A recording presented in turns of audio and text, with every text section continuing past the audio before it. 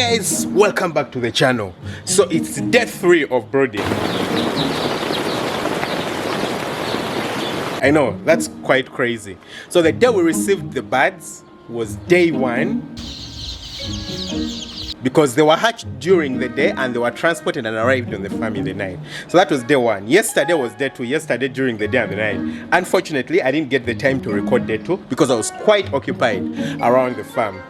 We were constructing a feed mill, so I was quite occupied. So today is day 3 on the farm, and as you can see, this is the area where we are brooding. Like I told you guys, we had very little time to prepare for this, and so the entire structure wasn't ready. If you can see this side at my back, we don't have litter over here in the background, and that's because we didn't manage to get enough litter. But again, we didn't need to prepare this entire time. Our focus needed to be on the side where we're actually doing the brooding. So you can see that we have litter at the bottom over here. It stops right at the level where I am. Over here we have a tank, and this is where the water that we are using is. Yeah, the water that we are using to give the birds on the inside. It has glucose, I do believe. We mix in glucose before we give it to the birds. Glucovit. I think it's called chick start, but it's glucose and vitamins. It's all the same thing. Then over here, this is a pump that we use for disinfecting. It has a disinfectant inside, as you can see. Yeah, that's a disinfectant. This is the charcoal that we are using to mix. This is Manager Faisal. He's doing some work over there, and you can see the pellets that we are using. We've got a bird escaping over here. Hey, where are you going? Right, I'll take you back. Okay, so occasionally we get such, trying to run out. All right, and here our plates, our feeder plates that we were using to feed the birds. Then some drinkers, some spare drinkers, and again, this is our brooder right here. So we'll move in and take a look, see just how the birds are performing. All right, guys, so let's get in. This is our, imaginary door. You just have a brick down there to hold the tarpaulin. Then you get in. All right. So we didn't have enough brooder paper, and because of that, we used the tops of the boxes, the cheap boxes that we had. That's what we used over here as our brooder paper. But then as we continue walking on the inside right here, you can see that the other side has brooder paper. Also, the chicks for some reason prefer this area. It's not any, it's not any warmer than the other side, but for some reason they just prefer to spend more time around this area. I don't know why. We'll walk over to the rest of the chicken house. You can see the birds. The birds are super active. You can see them running all around. See all that activity. Yeah? This is what you want from the birds. Yeah? Super active. Take a look at all of them running. And as you do remember, the birds for some reason prefer to run to where people are. Yeah? They prefer to run to where people are. But it's good activity. It's good activity. We have the pellet feed. We try to pour as much pellet feed on the ground as possible to ensure that the birds have access to feed.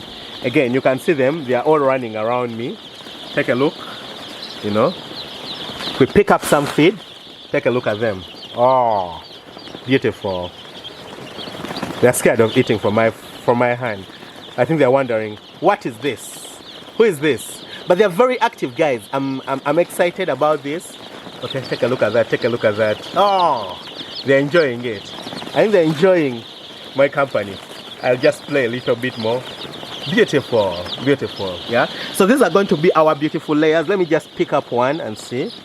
Oh, the crop has food. I can feel food, something hard in the crop. This one has an empty crop. Okay, then this one has a full crop. Good. This one also has a full crop. One more. Okay, this one also has a full crop. So I'm satisfied. Out of the 5 birds I picked, only one of them has an empty crop. Again, you can see this is our brooding stoves right here. We fashioned and made them ourselves. They are very efficient. So for this entire area where we are brooding out 2,000 birds, we only need 2 brooding stoves. Yeah. So it's just day 3 of life for the birds. For us, it's day 2 of brooding, and we're going to be expanding the brooder. a little bit later, you know, maybe after a few more days, we'll expand the brooder as the birds, you know, grow up and fill up the space. But we need to make sure that the space is efficiently used for heating, because if we over expand the brooder, then we shall not have enough space for heating, and heating will mean that we need a bigger stove. So this is just a right amount. Yeah, so again, these are our trays. This is the water that we are using. All the birds are running towards me. Take a look at that.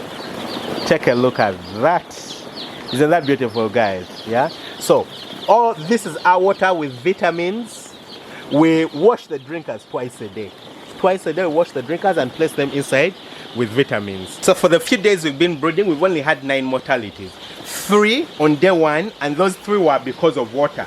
Yeah, some when we were serving out and putting water inside the chicken house, some water spilled and 3 of the birds, you know, got soaked from water and they died.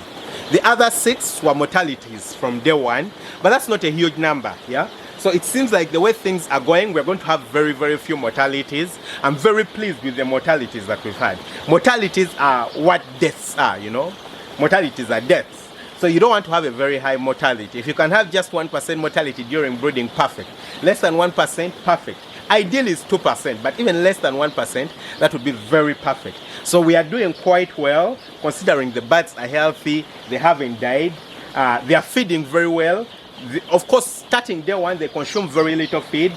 I'm feeding them on broiler pellets, you know. Interestingly, we're supposed to give them layer pellets, but layer pellets have around 20% of protein. I've given them broiler pellets, and those have 22%, you know, DCP, that's the crude protein. And that's because I want them to put on weight quicker and grow quicker. After that, we're going to switch them to, you know, chick starter, which I'm going to be mixing myself right here on the farm. So I'm certain that they're going to put on the weight that I require of them. I can see that a lot of them are starting to pull out feathers. I'll pick up one. See? This is one I picked up randomly. And where is the feathers? Oh, right here. You can see some wing feathers starting to pop up. Where are they? Where is the wing feathers? Right there, yeah? You can see some wing feathers are starting to pop up. Even the opposite direction, you know. We'll put it down. I can pick another one, okay? You can see our wing feathers. They're starting to pop up. And so this is death-free of life. So I'm very satisfied, guys. We still have our brooder paper down. The droppings look okay. They are consistent.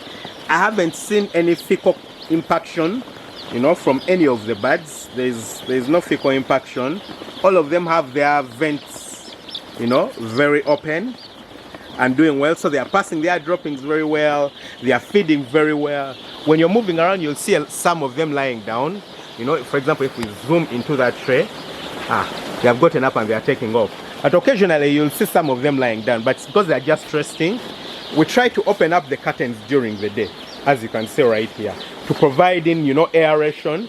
A lot of people during brooding, they won't open up the area, and so the area will become very stuffy. Even that you can see we've opened up to bring in air and, you know, to make sure there's some air circulation inside the area. Some people during brooding, they'll just leave, you know, the tarpaulins or the curtains, everything completely down. There's no air circulation inside the chicken house because they're trying to maintain heat. They tell them, you know, the birds want to be heated up, so they'll put too much heat inside the house. They'll not provide any room for air circulation.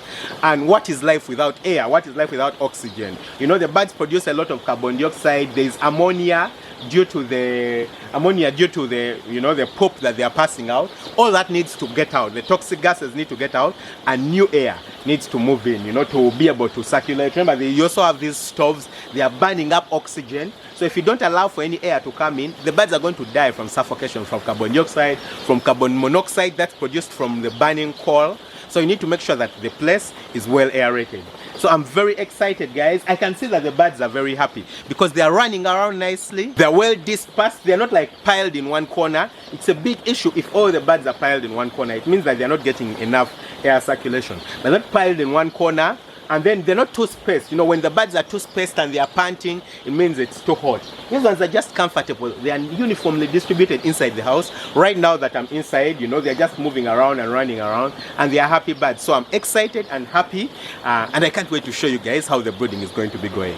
So I'm going to be sharing with you guys the brooding. I hope it's okay, you know, to share with you guys the brooding every day as we go on, maybe for the first week, just to show you guys the proceedings. Don't forget to hit the subscribe button, smash the notification bell, that way you never miss out on an upload. Lots of love. Catch you tomorrow with another video. Bye.